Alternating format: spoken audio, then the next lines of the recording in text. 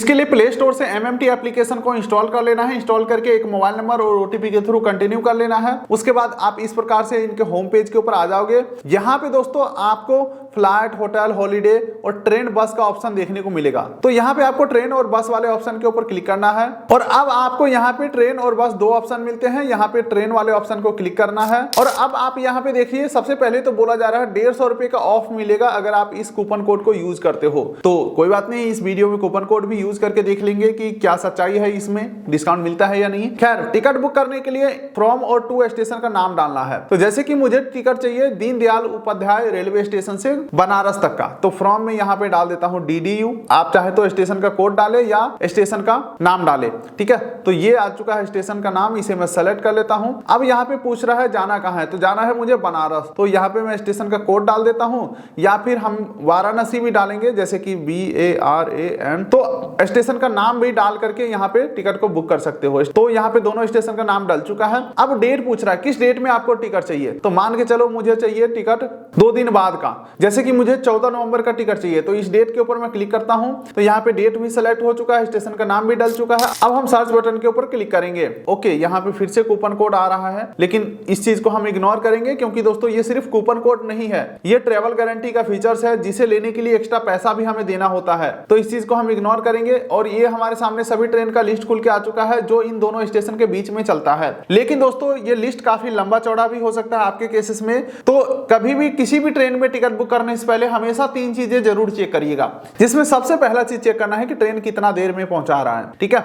दूसरा आपको देखना है ट्रेन का टाइमिंग। तो यहाँ पे आपको टाइमिंग दिखा दिए जाएंगे। मान के चलो आपको सुबह को जाना था लेकिन गलती से शाम का टिकट बुक हो गया तो काम खराब हो जाएगा ना, इसीलिए टाइमिंग देखना बहुत जरूरी है। इसके अलावा दोस्तों ट्रेन का नंबर, ट्रेन का नाम और ट्रेन कौन कौन से दिन को चलता है वो आपको यहाँ पे दिखाए जाएंगे। अब दोस्तों अगला काम ये है कि हमें चेक करना है कि सीट खाली है या नहीं है और टिकट बुक करेंगे तो कितना पैसा देना पड़ेगा। जैसे कि देख सकते हैं इस यहाँ पे सेकंड AC में टिकट मिल रहा है, ये RLWL 1 चल रहा है, यानी कि वेटिंग चल रहा है और एक टिकट 720 रुपए में मिलेगा, ठीक है। फर्स्ट AC में बुक करेंगे 1185 रुपए मिलेगा और वेटिंग चल रहा है यहाँ पे। तो यहाँ पे कोई खाली सीट वाला खोजना चाहूंगा मैं। यहाँ पे देख सकते हैं इस ट्रेन में अगर मैं क्लिक करता हूँ तो ये तो तत्काल कोटा में मिल रहा है, महंगा है। दूसरे में देखता हूँ तो यहाँ पे देख सकते हैं दोस्तों बोला जा रहा है 150 रुपए में टिकट बुक हो जाएगा और फिलहाल 22 सीट खाली भी है। सेम इसी प्रकार से आप हर प्रकार के कोटा में चेक कर सकते हो, लेकिन मुझे खाली सीट मिल चुका है तो मैं इसमें बुक करना चाहूंगा।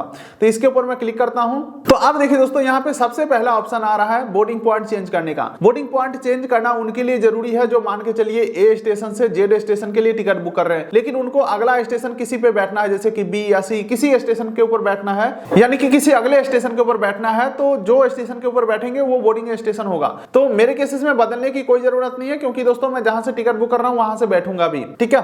तो अब आगे बढ़ते हैं। तो यहाँ पे IRCTC का यूजर नेम पूछा जा रहा है। तो देखिए दोस्तों इंडिया के अंदर ऑनलाइन ट्रेन टिकट बुक करना हो तो आपके पास होना चाहिए IRCTC का ID पासवर्ड। तो अगर आपके पास अभी तक ID पासवर्ड नहीं है तो ID पासवर्ड बना लेना है। कैसे बनाना है इसके ऊपर ऑलरेडी मैं वीडियोस बना चुका हूं। फिलहाल मैं मान के चलता हूं आपके पास IRCTC का ID पासवर्ड है, तो यहाँ पे IRCTC का यूजर नेम डाल देंगे और नीचे स्क्रॉल करेंगे। अब यहाँ पे ट्रेवलर डिटेल डालने का ऑप्शन आ रहा है। तो अगर आप फर्स्ट टाइम होंगे तो ट्रेवलर डिटेल के ऊपर क्लिक करेंगे, यानी कि ये प्लस वाले बटन के ऊपर क्लिक करेंगे तो हम पैसेंजर डिटेल डालने के पेज के ऊपर आ चुके हैं, जहां पे पैसेंजर का नेम डालेंगे, उम्र डालेंगे, जेंडर सेलेक्ट करेंगे और बर्थ प्रेफरेंस यहाँ पे लोअर, मिडिल, अपर, साइड, लोअर जो भी सेलेक्ट करना है सेलेक्ट करेंगे और सेव के ऊपर क्लिक करेंगे। मेरे केसेस में देख सकते हैं यहाँ पे पैसेंजर ऑलरेडी एडेड है। तो चलिए मैं यहाँ पे पैसेंजर डिटेल डाल दिया हूँ, सेव करता हूँ और जिस पैसेंजर के लिए टिकट बुक करना है उनको आपको यहाँ पे सेलेक्ट करना होगा। पैसेंजर हो चुका है। अब आगे बढ़ते हैं। तो यहाँ पे बोला जाए get full refund on cancellation, यानी कि इस टिकट को बुक करने के बाद अगर कैंसिल करोगे तो जो कैंसिलेशन चार्जेस 120 रुपए करते हैं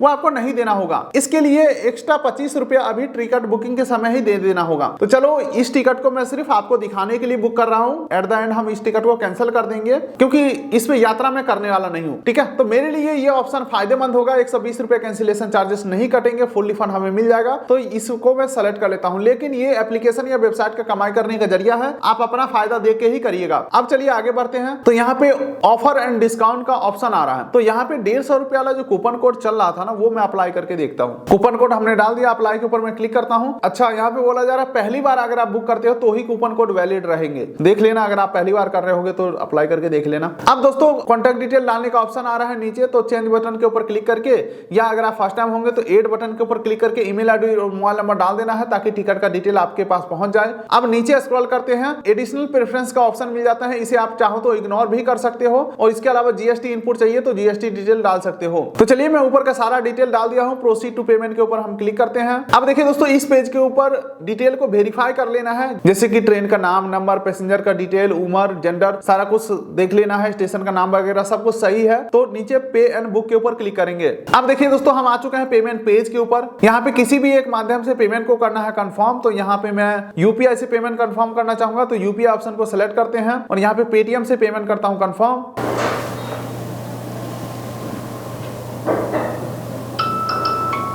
और पेमेंट कंफर्म होने के बाद ये हमें आईआरसीटीसी के वेबसाइट के ऊपर रिडायरेक्ट कर दिया है, जहां पे बोला जा रहा है आईआरसीटीसी का पासवर्ड डालो और ये जो कैप्चा दिख रहा है सेम टू सेम यहाँ पे फिल करो। उसके बाद कंप्लीट बुकिंग के ऊपर हम क्लिक करेंगे। अब देखिए दोस्तों, कांग्रेचुलेशन का मैसेज आ चुका है, टिकट हमारा बुक हो चुका है। ओके, व्हाट्सएप के ऊपर भी मैसेज और टिकट वगैरह आ चुका है पीडीएफ के रूप में। ये रहा दोस्तों सीट नंबर, कोच नंबर, और ये रहा दोस्तों हमारा पीएनआर नंबर। और एक बार मैं चेक कर लेता हूँ, यहाँ पे ईमेल के ऊपर भी टिकट का बुकिंग डिटेल आ चुका है, व्हाट्सएप के ऊपर हर जगह मुझे टिकट का डिटेल आ चुका है। व्हाट्सएप के ऊपर में तो एकदम प्रॉपर पीडीएफ आ चुका है। अगर मैं पीडीएफ को ओपन करता हूं तो इस प्रकार से देख सकते हैं जो हमारा टिकट है वो आ चुका है। अब दोस्तों अगले वीडियोस में इस टिकट को मैं कैंसिल करने का प्रोसेस भी दिखाने वाला हूं, क्योंकि ये टिकट का मुझे जरूरत तो है नहीं, यात्रा तो मुझे करना नहीं है। तो चैनल को सब्सक्राइब कर लीजिए, अगला वीडियो का लिंक डिस्क्रिप्शन पिन कोड में भी दे दूंगा, और कैंसिलेशन में देखेंगे कि फुल रिफंड हमें मिलता है या नहीं और पैसा कितने देर में वापस आता है। ठीक है, तो फिलहाल हम इस वीडियो को करते हैं यही पे एंड। आप वीडियो कर दिए लाइक, चैनल कर दिए सब्सक्राइब, ताकि मिलेंगे ऐसे ही किसी अगले वीडियो में। तब तक के लिए नमस्कार।